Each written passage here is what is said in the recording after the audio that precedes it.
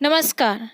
मैं डॉक्टर नवनीता भाटिया आज एक बार फिर से आप लोगों का स्वागत करती हूँ अपने YouTube channel the simplified Hindi में।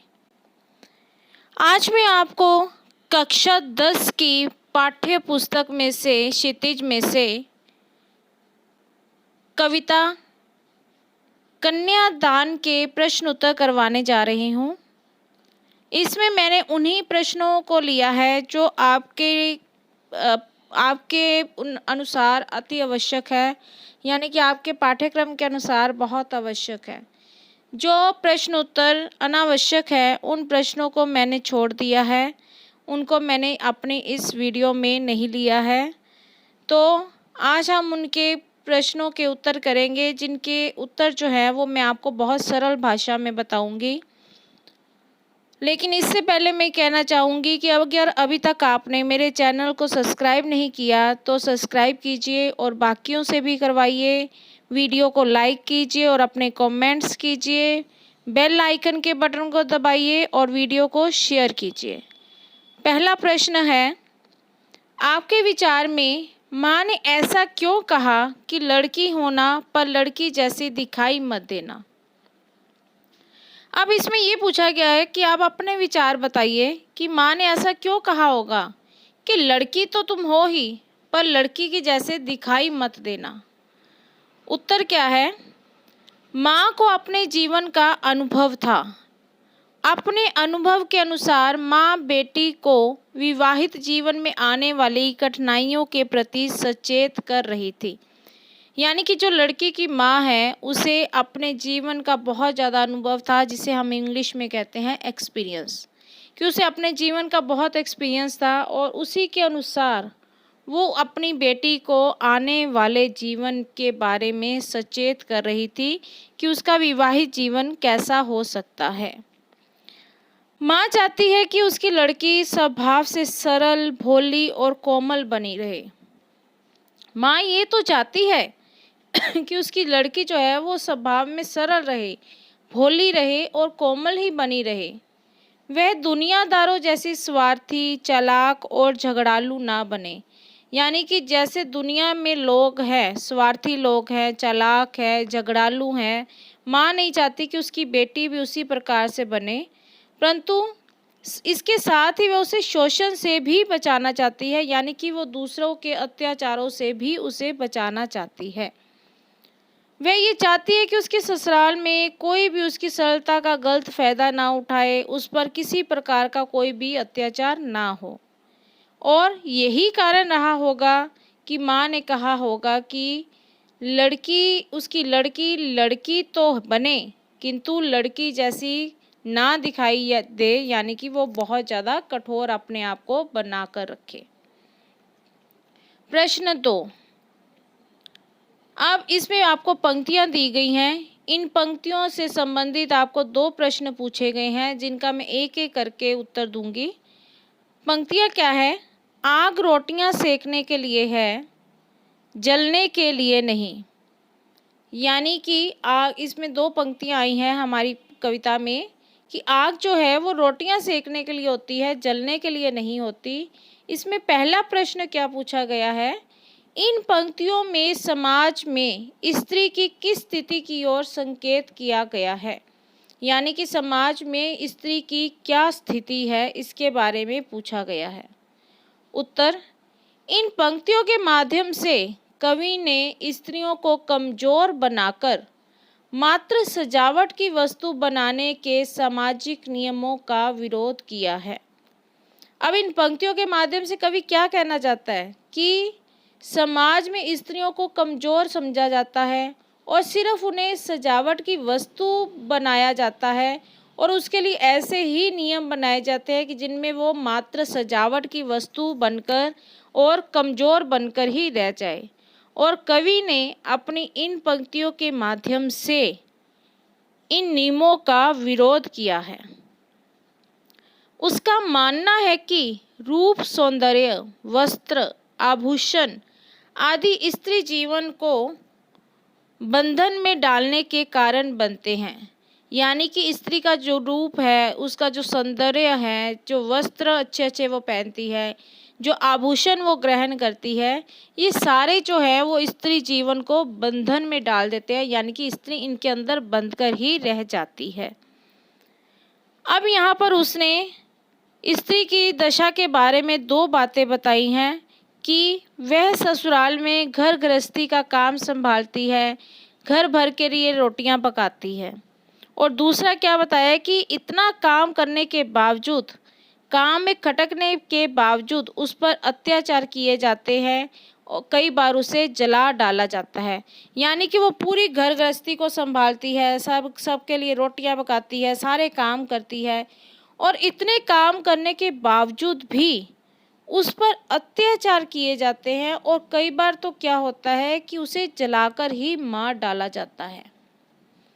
तो कवि ये कहता है कि स्त्रियों को विपरीत परिस्थितियों में भी डटकर मुकाबला करने के लिए तैयार रहना चाहिए, कि जो औरतें हैं, जो लड़कियां हैं विवाहित, उन्हें अपने आप को इतना स्ट्रॉन्ग बनाना चाहिए कि कहीं पर भी कोई ऐसी परिस्थिति आ जाए कि उनके ऊपर अत्याचार हो, उन्हें जलाकर डालने वाले सामने आ जाए, तो उसे उनका विरोध करने के लिए, उनका मुकाबला करने के लिए अपने आप को तैयार रखना चाहिए।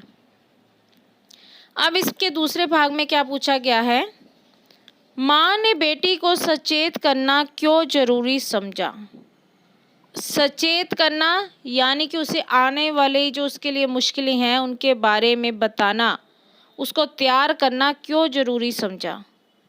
उत्तर क्या है, माँ को समाज का अनुभव है, इसलिए माँ अनेक आशंकाओं से चिंतित है कि जो उसने देखा झेला है, ऐसी परिस्थितियाँ बेटी के लिए भी आएंगी। कि माँ ने तो दुनिया देखी है, उसका समय तो बीत गया और उसे इसका पूरा अनुभव है। अब वो इसी बात से आशंकित है, उसे इसी बात की चिंता है कि जो उसने अपने समय में देखा है, जो कष्ट उसने अपने समय में झेले हैं, कहीं ऐसी ही परिस्थितियाँ उसकी बेटी के लिए भी ना आ जाए, यानी कि यही सब कुछ उसकी बेटी को भी ना झेलना पड़े। माँ ये भी जानती है कि उसकी जो बेटी है अभी बहुत ही सरल दिल की है, यानी उसे दुनियादारी की इतनी भी समझ नहीं है।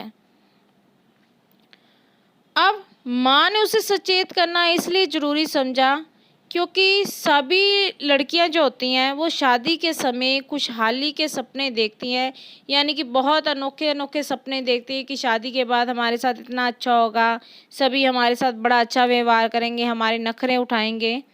परंतु वे सभी सपने झूठे सिद्ध होते हैं। वास्तव में बहुओं को प्यार के नाम पर घर गृहस्थी के कठोर बंधनों में बांधा जाता है, लेकिन असलियत क्या होती है कि उन्हें घर गृहस्थी का बोझ ढोने के लिए छोड़ दिया जाता है और उसे कठोर बंधनों में बांध दिया जाता है। यदि वह इससे इनकार करती है तो उसे जलाकर मार भी दिया जाता है। इसलिए उसे सचेत करना माँ ने बहुत ज़्यादा आवश्यक समझा। प्रश्न 3, अब इसमें भी आपको पंक्तियाँ दी गई हैं और इन पंक्तियों के बाद आपसे ये पूछा गया है कि जो छवि आपके सामने उभर कर आई है लड़की की, उसे आपने लिखना है। पंक्तियाँ क्या हैं? पाठिका थी वे धुंधले प्रकाश की, कुछ तुकों कुछ लयबद्ध पंक्तियों की। अब इन पंक्तियों को पढ़कर लड़की की जो छवि आपके सामने उभर कर आ रही है, यानी कि लड़की किस प्रकार की थी, ये सारी जो उसका व्यक्तित्व आपके सामने उभर कर आ रहा है, उसे शब्दबद्ध कीजिए, यानी उसे अपने शब्दों में लिखिए। अब इसका उत्तर क्या है कि इन पंक्तियों को पढ़कर हमारे मन में एक ऐसी लड़की की छवि उभरती है जो विवाह के काल्पनिक सुखों में मगन है। काल्पनिक सुख यानी कि जो उसके हो नहीं सकते, सिर्फ उसकी वो कल्पना ही करती है। वह सोचती है कि वह सज धज कर ससुराल में जाएगी, सास ससुर उसके पति और जो अन्य मित्र हैं, जो रिश्तेदार हैं, वो सभी उसको पलकों पर बिठाएंगे, यानी कि उसे बहुत ज़्यादा प्यार देंगे। वह वहाँ पर नाज नखरों से रहेगी, यानी कि उसके सारे लोग जो है उसके नखरे को उठाएंगे, सभी लोग उसकी प्रशंसा करेंगे, तो वह बहुत ज़्यादा सुखी रहेगी।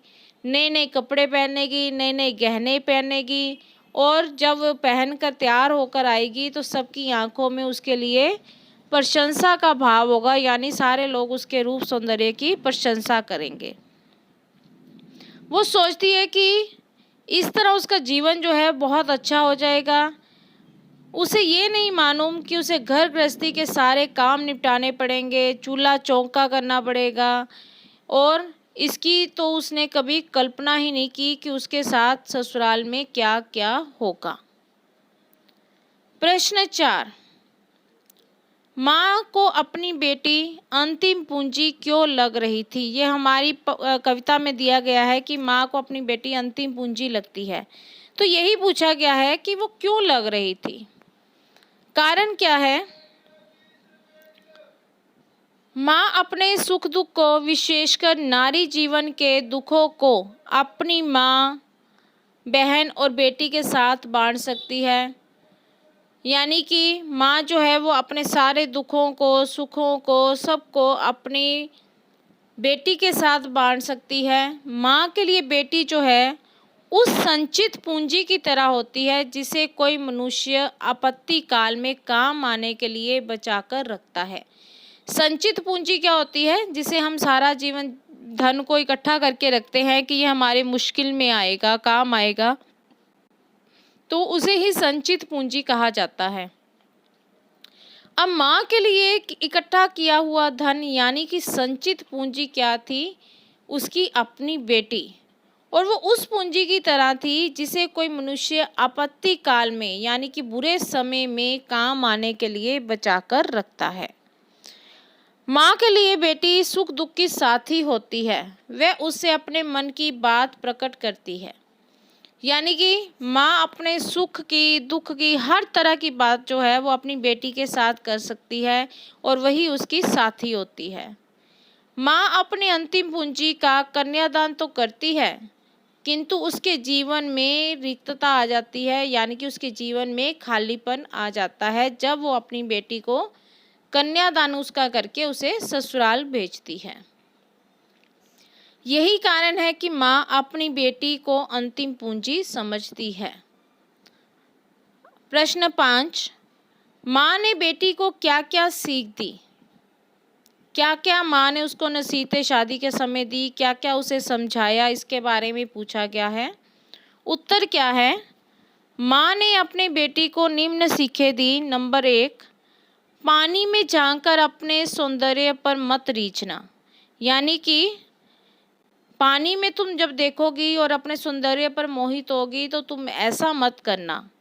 नंबर 2, घर गृहस्थी के सामान्य कार्य तो करना, किंतु अत्याचार ना सहना, यानी कि घर के सारे काम तुम करना, लेकिन कोई अगर तुम्हारे ऊपर अत्याचार करता है तो तुम उसे मत सहना। 3, कपड़ों और आभूषणों को बंधन मत बनने देना, यानी कि तुम उनके अंदर उनके बंधन में मत पड़ जाना, तुमने उसमें पूरी तरह से बंद नहीं जाना है, क्योंकि वस्त्र और आभूषण जो होते हैं वो स्त्री के सौंदर्य में वृद्धि करते हैं और स्त्रियां उसके अंदर ही बंद कर रह जाती हैं। अपनी सरलता और भोलेपन को इस तरह प्रकट ना करना कि लोग उसका गलत ढंग से लाभ उठाए, कि तुम सरल तो हो, तुम भोली तो हो, लेकिन अपने सरलता को और भोलेपन को लोगों के सामने इस तरह प्रकट नहीं करना तुमने कि लोग जो है उसका गलत फायदा उठाएं, यानी कि तुम्हारे ऊपर अत्याचार करें। अगला प्रश्न आपका रचना और अभिव्यक्ति से है। इसका सिर्फ प्रथम प्रश्न ही हम करेंगे, जो कि एग्जाम की दृष्टि से, परीक्षा की दृष्टि से बहुत ज़्यादा इम्पोर्टेंट है। क्वेश्चन क्या है? आपकी दृष्टि में कन्या के साथ दान की बात करना कहाँ तक उचित है? यानी कि कन्यादान ये शब्द आया है, तो वो कहते हैं कन्या के साथ दान करने की बात कहाँ तक उचित है। उत्तर क्या है? कन्या के साथ दान करना शब्द प्रयोग सम्मान बोधक नहीं है। यानी कि कन्यादान, कन्या के साथ दान करना, ये शब्द जो है वो सम्मान बोधक नहीं है, इसका कोई भी सम्मान नहीं है। इससे प्रतीत होता है कि मानो कन्या कोई वस्तु है जिसे दान किया जा सकता है। क्या कहता है कवि कि इससे ऐसा लगता है कि मानो कन्या तो कोई बेजान वस्तु है जिसे कहीं पर भी दान किया जा सकता है। कन्या मानो बेजान है, व्यक्तित्वहीन है, यानी कि उसका अपना कोई व्यक्तित्व ही नहीं है, उसकी अपनी कोई इच्छा ही नहीं है। और कवि कहते हैं कि ऐसा लगता है मानो कन्यादान करने के बाद कन्या के माता पिता के साथ उसका कोई संबंध ही ना रहा हो। यानी कि अगर एक बार उसका कन्यादान कर दिया, उसकी शादी कर दी गई, तो उसका अपने माता पिता के साथ कोई संबंध ही नहीं रहता। तो वो कहता है कि इस प्रकार ये दोनों ही अर्थ अनुचित है। कन्या के साथ दान करना जो अर्थ है वो अनुचित है। अब उसने दूसरा पक्ष भी रखा कि कन्यादान का दूसरा पक्ष भी है। क्या पक्ष है? भारत में दान की बड़ी महिमा है, यानी कि दान को बहुत माना जाता है। भारत में दान वही श्रेष्ठ माना जाता है जो दिया जाने योग्य हो। उसी चीज़ को दान माना जाता है जो दान जो आपको, यानी कि जो चीज़ जो है वो दूसरे के लिए बहुत आवश्यक हो, जो दिए जाने वाली चीज़ हो, जो मूल्यवान हो और जो श्रेष्ठ हो। किसी योग्य पात्र को दी जाने वाली वस्तु दान करने से दानदाता स्वयं को धन्य मानता है। अब किसी ऐसी वस्तु का अगर दान कर दिया जाता है जो कि अगले के लिए भी बहुत ज़्यादा आवश्यक है और देने वाले के लिए भी बहुत महत्वपूर्ण थी, तो दान करने वाला जो है ऐसा करके वो स्वयं को धन्य मानता है। और इसी दृष्टि से कन्यादान मनुष्य द्वारा किया गया श्रेष्ठतम दान माना जाता है कि कन्यादान कर दिया तो सबसे बड़ा दान कर दिया। वह यहाँ कन्यादान करना सर्वोत्तम माना जाता है कि यहाँ पर कन्यादान करना सर्वोत्तम माना जाता है। उसने ये नहीं कि कहा कि कन्यादान के साथ दान करना शब्द कैसा प्रयोग होता है। तो ये थे हमारे कक्षा 10वीं की पाठ्य पुस्तक क्षितिज में से कन्यादान कविता के प्रश्न उत्तर, जिनके उत्तरों को मैंने आपको बहुत ही सरल शब्दों में बताया और परीक्षा उपयोगी प्रश्नों को ही मैंने लिया ताकि आप इधर उधर के प्रश्न उत्तरों में अपना समय व्यर्थ ना करें और अपनी परीक्षा की तैयारी अच्छी तरह से कर सकें। आशा करती हूँ कि आपको ये वीडियो अच्छी लगेगी और आप इसे लाइक ज़रूर करेंगे, शेयर भी ज़रूर करेंगे और चैनल को खुद भी सब्सक्राइब करेंगे और दूसरों से भी सब्सक्राइब करवाएंगे। कमेंट्स ज़रूर दीजिए, बेल आइकन के बटन को भी ज़रूर दबाइए ताकि आने वाली वीडियोस जो है वो आपको मिल सके, जल्दी मिल सके, सबसे पहले आप लोगों तक पहुँचे।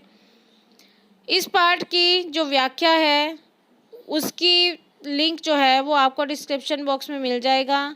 एक नई वीडियो लेकर एक बार फिर से आप लोगों के सामने आऊँगी। तब तक के लिए धन्यवाद।